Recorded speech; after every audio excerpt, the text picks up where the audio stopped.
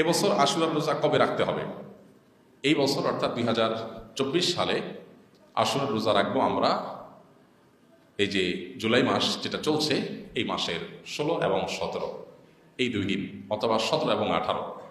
আর বার হিসাবে সামনের মঙ্গল এবং বুধবার, অথবা বুধবার এবং বৃহস্পতিবার। যেহেতু জুলাই মাসের 17 তারিখ বুধবার হলো আশুরার দিন, অতএব সেই দিনটা আমরা রোজা রাখবো অবশ্যই।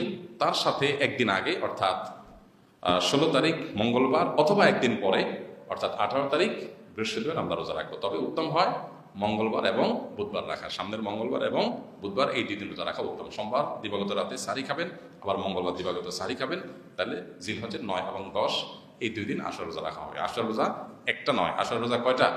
2টা। ইয়াহুদিরা একটা রাখে, আমরা তাদের থেকে আমাদের রোজাকে স্বতন্ত্র করবার জন্য আমরা 2টা রোজা রাখবো, এটাই আমাদেরকে নবী করিম সাল্লাল্লাহু আলাইহি ওয়াসাল্লাম নির্দেশ করেছেন। বিধায় আমরা আশুরার রোজা রাখার আপ্রাণ চেষ্টা অব্যাহত রাখবো। আল্লাহ আমাদের সবাইকে তৌফিক দান করুন। আশুরা রোজা রাখলে কি লাভ হবে?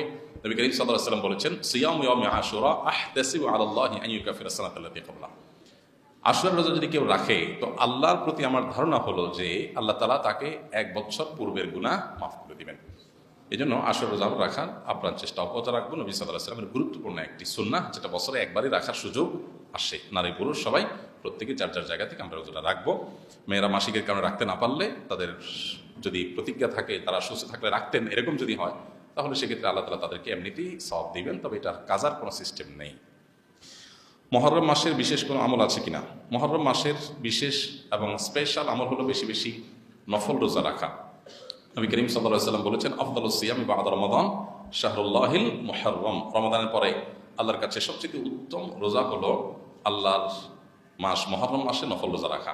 অর্থাৎ রমজানের রোজা তো ফরজ রোজা, সেটার সাথে কোনোটা তুলনা চলে না। রমজানের রোজার পরে সবচেয়ে বেশি নফল রোজার জন্য আদর্শ মাস হলো মুহররম মাস। নবী করিম সাল্লাল্লাহু আলাইহি ওয়াসাল্লাম শাবান মাসে সবচেয়ে বেশি নফল রোজা রেখেছেন।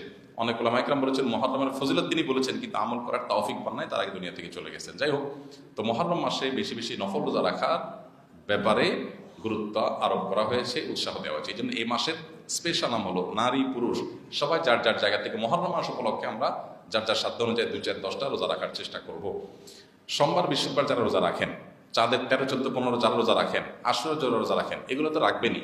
মাস হিসাবে এই মাসের রোজার মাস হিসাবে, আদর্শ রোজার মাস হিসাবে হাদিসে যে মর্যাদা বলা হয়েছে, নির্দেশ বলা হয়েছে, সেই কারণে আমরা কিছু নফল রোজা রাখার চেষ্টা করবো ইনশাআল্লাহ। এছাড়া মুহররম শব্দের অর্থেই সম্মানিত, এই মাসটা মর্যাদাবান, সম্মানিত 4 মাসের ভিতরে সবচেয়ে সেরা মাস। আবার এই মাসে আশুরা রয়েছে, সেই জন্য এটার মর্যাদা অনেক বেশি। নবী করিম সাল্লাল্লাহু আলাইহি ওয়াসাল্লাম এটাকে শাহরুল্লাহ বা আল্লাহর মাস বলেছেন। এখান থেকে এই মাসের মর্যাদা মর্তবা বুঝে আসে। এই জন্য অন্য যে কোনো সময় চাইতে এই মাসে পাপাচার থেকে আমরা বেঁচে থাকার চেষ্টা করব। রুটিন যে কাজগুলো আছে, 5 ওয়াক্ত নামাজ ইত্যাদি, এগুলো বিশেষ গুরুত্ব এই মাসে দেব। এবং সম্মানিত মাস যে যাচ্ছে সেই কনসেপ্টটা যেন আমাদের মাথায় থাকে, এবং এই মাসে বেশি বেশি নফল রোজা রাখবো। আল্লাহ আমাদের সবাইকে তৌফিক দান করুন।